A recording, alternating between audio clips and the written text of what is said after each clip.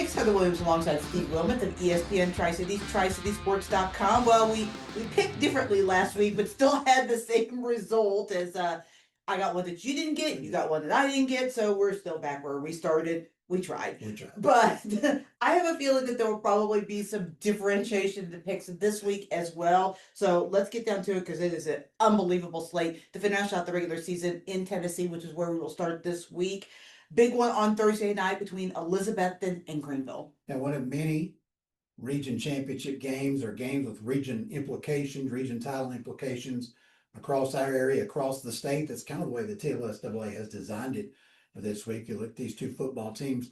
I think you got to look at a couple of newcomers, new key players, key role players for these two teams. Obviously, for Elizabethton, it's the freshman quarterback Bryson Blevins. I like the way they brought him along slowly, put him in position to be successful, gain confidence, used his playmakers around him. About 4 Wallens. I think Morgan Wallens may play, but Wallens as well. But now it's time that he's got to step up and do more for the Cyclones this week. For Greeneville, it's a quiet midseason transfer. Tegan Begley moves over, keyword moves over from Dobyns Bennett to Greeneville. Again, they brought him along slowly, not a lot of fanfare, played him defensively. He scored a touchdown now. I think he's going to play a bigger role this week in these football games. For me, when you look at those two guys, you got a freshman quarterback. I know he's done well. He's going on the road, big time moment. I got to lean senior over freshman. It's not an individual battle, but in those two respective cases, you got to go with seniors. And then, of course, there's Caden Ball and Zane Anderson. Right. There's that, too. Other than that, how is the play, Mrs. Lincoln? Two of the best players in the state. I think what Sean Witten has done at Elizabethton with this team, losing your quarterback, he's a magician. He's proved time and time again he's one of the best coaches in the area. He's really done a fantastic job. But Greeneville is Greeneville, and this Greeneville team is loaded. So Elizabethton is clearly the number 2 team in that region. They are steps above 3 and 4, but Greeneville is still the big dog. So I'm going to go with you and pick the Green Devils. Another big region championship game implication in 6A, Region 1, 6A. Oh, everybody's favorite rivalry, Science Hill and Dobyns Bennett. There's only one wild scenario out there where the winner of this game will not be the number 1 seed. Hopefully it won't come down to that, but it could, These two teams, you look at Science Hill, just a rash of injuries. I mean, they've lost guys on the defensive line. Aiden Perry came back last week. My intel says he wasn't quite 100%.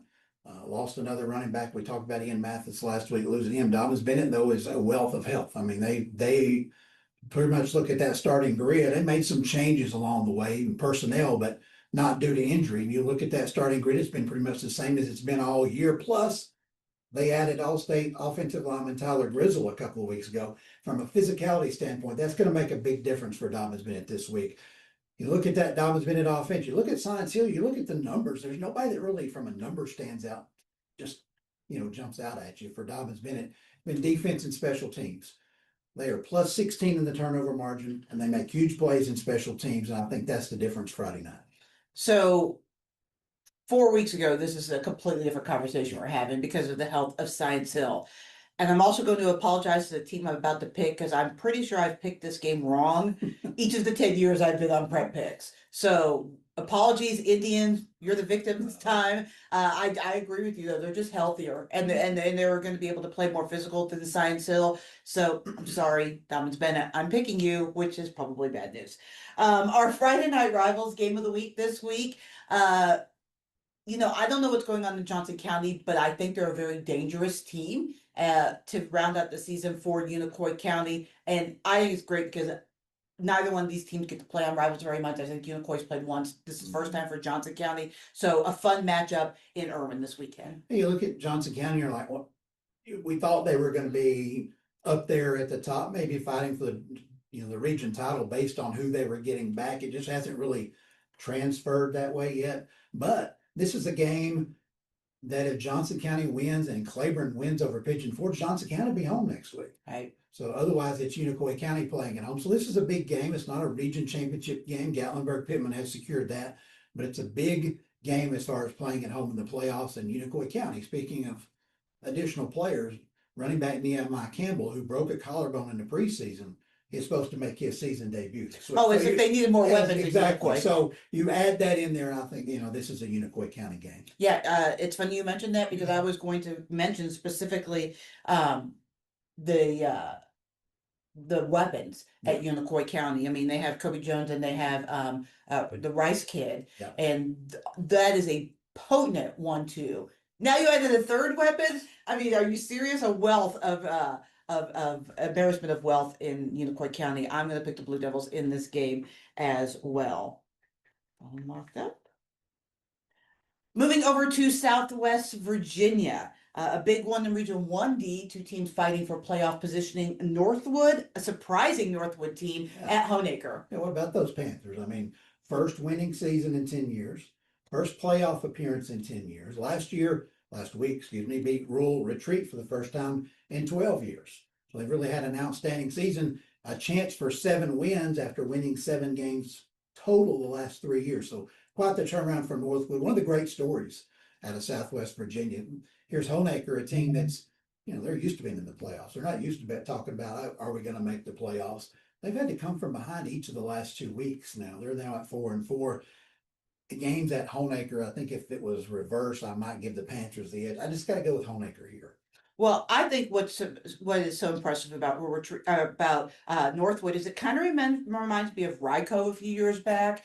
They seem to have gotten the right coaching staff there. Like the staff, there's tons of experience on the staff, former head coaches and assistants, and they're convincing these kids that they can do it. And they're doing it mostly with their kids, which is really impressive. I love what's happening in Northwood. I'm actually going to take Northwood in this game because I think that, unfortunately for Honaker, they're good, but they're not the Honaker team they were a couple years ago. And, in Region 1D especially, it's comers and goers. Yeah. And I feel like, Honaker's still a good team. They're a playoff team, but Northwood's a comer and Honaker's a goer at the moment. So I'm going to pick Northwood in this game. I think it's going to be a fantastic game. I think it's going to be a lot of fun. On Monday, we have a football game. Monday Night Football for high school kids. Virginia High at Lebanon. This is a big one in the Southwest District. Yeah, Lebanon comes in. They scored 42 or more points in jumping out to that 6-0 start. Last couple of weeks, only 14 points. Now, competition's a little different. The competition was really different. Last week, Lebanon really struggled to protect quarterback Michael Reese. He was sacked 5 times and only 8 completions. Obviously, the Pioneers have to do a better job of protecting him. I think they will this week. This is a Virginia High team that's won the last 5 in this series, including twice last year. But again, with Lebanon being at home, I think they'll get better protection for Reese. Both these teams, I think, are 2-1 in the district. Both got beat by 45 points by Graham. So I don't know how much you can glean into that. Well, nothing, I guess. But I just think Lebanon will do a better job offensively. Reese will have a bounce back game, and I think Lebanon wins. These two teams are so evenly matched, but so different in the way that they approach what they do. Virginia High is super athletic. They've got a kind of a dual threat quarterback. Reese can run, but really it's his arm that does a lot of the damage. You're right, though. They have to protect him. He's a different style of quarterback, but it's kind of like the Chiefs if they can't keep Patrick Mahomes upright, right? They're a completely different team. See last year's Super Bowl. So if they can keep Michael Reese upright, he's easily the best quarterback in Southwest Virginia. With all due respect, because there are some really good quarterbacks, Cam Bostic at Union, Deion Graham at Virginia High, but just arm talent-wise, he's got an unbelievable arm talent. I'm also going to go with Lebanon, but if those athletes from Virginia High can get to the Pioneers, it could be a really long night for Michael Reese, and I might be taking my words back. But I will go with Lebanon just off what I've seen so far this year. Final game, Union at Abingdon for a big one for Abingdon as far as they're trying to stay in that Class 3A playoffs, and Union just trying to take care of business in the Mountain 7. And Union pretty much home free, so to speak. Not mathematically home free there in the Mountain 7, but this Union team, nobody's played them within 3 touchdowns all year long. And Abingdon's coming off a stretch of some really, really tough games. I think Union had last week off, did they? Yes, they did. So I think that makes a difference.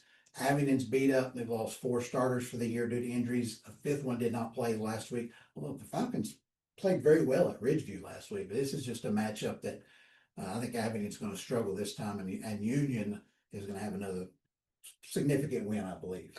we talked about it this week. Last week, we didn't really know what was going on. Now we know that they're just riddled with injuries, which is disappointing because this was a Abingdon team that I had ranked number one in Southwest Virginia coming into the year. Very talented team. Their backups have done a really good job just to keep them in the conversation. And up until last week, they were still in contention for the Mountain 7 crown. They're still right now holding down the 7th position in the playoffs in Class 3 in Virginia. This is going to be a tough one, though. Union is healthy. They're rested, coming off a bye, as you mentioned, and they're home. So I'm going to take Union in this game as well. All right. Final game of the regular season in Tennessee. 2 games to go in Virginia. What's on your mind this week? I'm surprised we only diverged one time. So, Honaker, you're, we will not have the same record next week. No, we will not. Okay, we will definitely change. But yeah, you mentioned it last week, the regular season in Tennessee. We have 4 games in Region 1 that are pretty much for region titles, 5 in Region 2. Many other games with playoff seedings. I went through on last Sunday, and did all the possible playoff seedings, and it took me all day long. I was going to say in your spare In time. my spare time. Yeah. It took me all day long. We're getting to that point in Virginia too. A lot of games this week with significant district implications. That will continue next week. So it's really a fun time in high school football. It's what we look forward to all year long. Yeah. I am so excited for this slate of games. It's kind of rivalry week. I mean, definitely the 2 biggest rivalries in Greeneville and Elizabethton and Science Hill and Dobyns Bennett. And I wish one team on either side wasn't banged up because they would be really good games. But even smaller rivalries, like we mentioned, the Johnson County Unicoi is becoming kind of a rivalry. Hampton and Cloudland are playing this week. Sure. And that's got some pretty big playoff implications on it as well. So it's going to be a fun week of football. It finally feels like football weather, which I know some people are excited about. Me, not so much. I don't like being in the cold, but it does feel like football. Like we are in the heart of it. And you're right. This is the time of year that we, as football fans, all live for. And for Region 1 this year, the number 1 seed, significant advantage in the playoffs. You could play at home for 3 weeks. Right. Meanwhile, if you're the 2nd seed out of Region 1, your 2nd round playoff game will be against a team from Region 3 or 4. Right. On the road. So that is a huge advantage in Region 1 this year to be the number 1 seed. How do we feel about this change? Who thought that was a good idea is what I want to know. Yeah. Okay. One of my projects coming up, I'll tip my hat a little bit, is I just want to know what the mileage differential will be 2nd round games versus the traditional format versus what we're going to do this year. Well, who thought that was a good idea? I don't understand that. When Region 2 runner up, probably if they win that 1st round, going to go to Maryville, right? Right. In traditional years. This year it's open. How is that good? Well, and what is the difference if you're playing Maryville? With all due respect, play Maryville, play about 200 miles. I mean, competition wise, they're both 2 of the powerhouses in the state. So,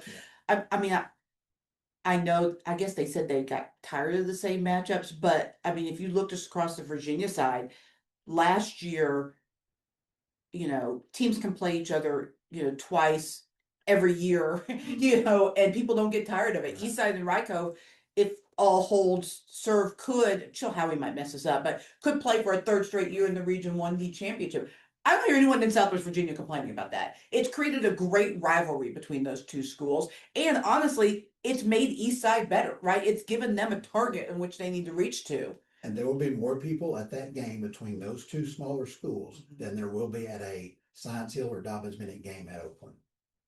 For sure. Huge, they'd say. Yeah, for sure. Well, first of all, the travel, and second of all, there's no connection. There's no rivalry between those 2 schools. I agree. I don't understand. Maybe somebody from the team at the WCYB can comment and tell us why. I don't know. And you'll down there next week. All right. Oh, you're going to the meeting. Yes.